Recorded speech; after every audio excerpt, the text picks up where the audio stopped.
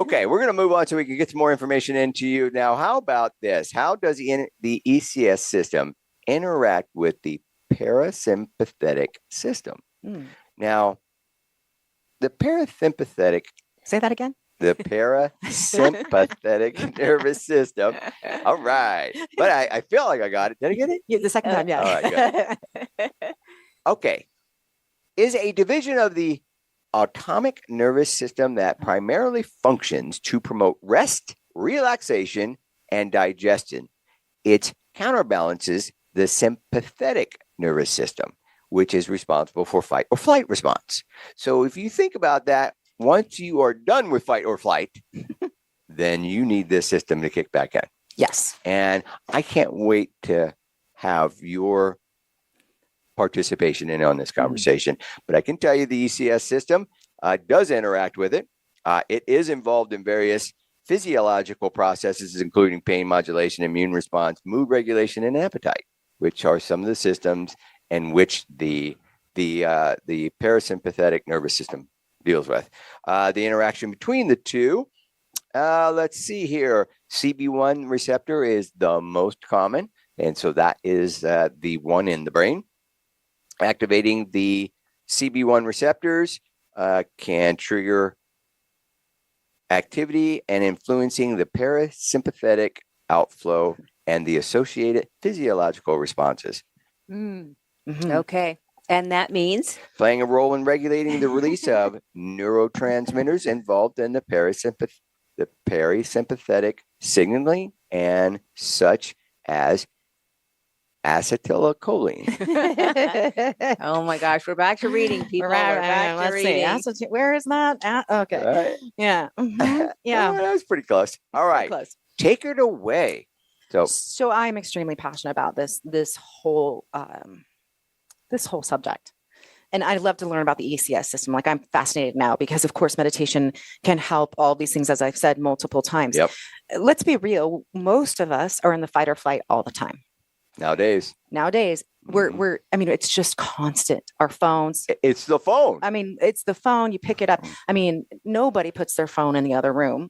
Barely. I'm trying, right? How many times you wake up? I look at that thing when I'm going to the restroom in the middle of the night. Well, instantly I have a thought of, oh my gosh, what's going on? Yep. So fight or flight is always on. And not to mention just what's going on politically, what's going on in the world, what's going on in our families, drug abuse, obesity, you name it. Yep. So it's all there. So learning about the ECS and then and the CB1 receptor, I sound so smart. And then what meditation and can do for all of that is fascinating to me. And one of the particular things that I'm very passionate about is something about the appetite. So in my class, I teach a lot about mindfulness, and we dig deep into belief systems, and it's not always easy. Meditation can bring about some of those things, by the way. So be careful, journal. And if you do, I'm just going to say this to the public, if you do meditate and start having what I call peeling away at the onions, you start feeling a little bit worse, make sure you go talk to somebody and journal about it, because it can help you get into some of these biological responses to fight or flight, because the parasympathetic is coming on as well. What happens too is these days when the parasympathetic lights up, a lot of people don't know that that's supposed to happen. Right. Because they're so used to being in the fight or flight and the busyness and the chaos and cortisol levels that are, up, and your adrenal levels that are up and all that. So, but the appetite is huge. We see a pandemic or epidemic of obesity. And I have a friend named Will Almijo, and he has a very good nutrition program. And one of the things we talked about is that you can lose weight on any sort of diet, but if you don't get into your mind and your mindfulness and really dig deep, which I think meditation and CBD can definitely help when they bring together, you're going to revert back. Yep. And so nobody's talking about that in the weight loss industry. And so it's something that I'm very, very passionate about. Yes, I think if you can, again, and this is why I'm so interested in this, is controlling those urges. Yeah. I keep saying controlling. Should I say being aware of those urges? Recognizing and then responding to them instead of reacting. So let's respond to our urges and be aware of them, or our thoughts, or our emotional responses to, hey, I'm stressed out, I want to eat, or I'm stressed out, I want to drink.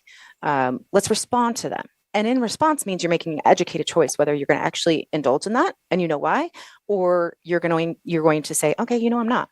But reaction is that instant when you're in fight or flight. Yeah. It's, when you curse somebody out. Yeah. So. Now, let me add to this, because the parasympathetic nervous system, so when we talk about its counterbalance to the fight and flight, let's go into detail so people understand and can connect with the conversation that you're having. So some of the things that it promotes is rest, relaxation, and digestion. Let's talk about digestion, because it stimulates digestion. It stimulates constriction of blood in the digestive system, and it also triggers muscle reaction in the digestive system. So I would imagine these are all things, if they're going on a lot, yes, like would contribute. Yes. So again, one of the things that I think of with that, right, the parasympathetic system happens when you sleep, but only that's when you restore. How many of us are getting good sleep? Yeah. So Not a lot. these are things that are compounding. It's gotten me scared. Yes. Anyway. The increase of IBS in the nation. You hear all about the gut biome right now, right? Yeah. Why? Because probably since, and I'm 48 years young, but probably since I was a little girl, I was in that fight or flight or stressed out for multiple reasons, right? And so my gut has then had 48 years of being in the fight or flight, in the I'm stressed out and not being able to function properly. So and you know what, the gut is the second brain, as far as I'm concerned. And so not only do we have to take care of this brain, we need to take care of our gut.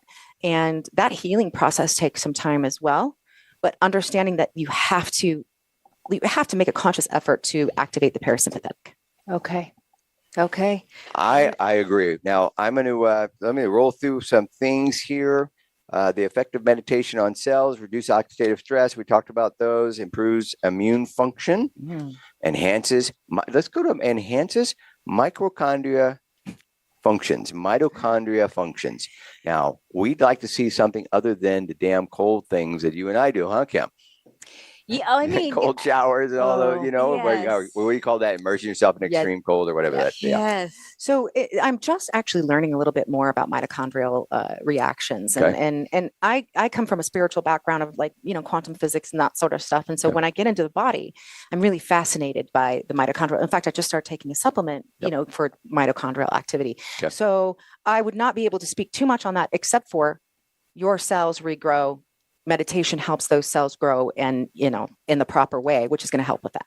All right. I'm going to give you now. So mitochondrial is big. That really is big. And a lot of people know about it. Not many people know about autophagy.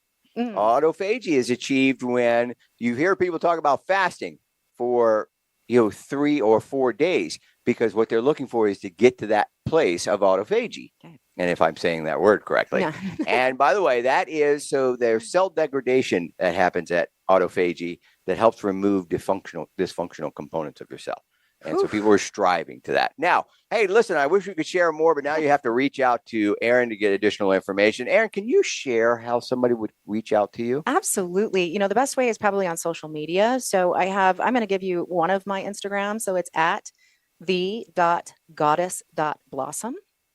The Goddess Blossom with dots in between. Yep. I tried to get it without the dots, but at the.goddess.blossom. All right. Or I'm Erin M. Harvey, as in Marie Harvey, on Facebook. So beautiful. Feel free to message me. All right, because you got our interest, and I bet you're going to have other listeners' interest as well. Thank you so much. And I really want to thank you from the bottom of our heart in participating in this topic with us. This is a wonderful topic. Yeah, I think we should bring you back after Ed and I meditate. Yes, because the next one is, okay, you've gotten started. Now what? Yeah. Exactly. Let's do that. Let's plan that. Because we need to understand more of the deeper background of meditation. Right. Yes. Okay. We do have to wrap this show up. I want to thank everybody for tuning in today. I hope this was a good subject for you. Yes. All right. So this is Ed. And this is Kim. Reaching out for our best health possible. And we're out. Thank you for listening to the CBD Ed Show. Please join your host, Ed Cheney, for another edition next Friday at 11 a.m. Pacific Time, 2 p.m. Eastern on the Voice America Variety Channel. We can also be heard each week on the Voice America Health and Wellness Channel. Until we talk again, enjoy the upcoming weekend, and we'll be back with you soon.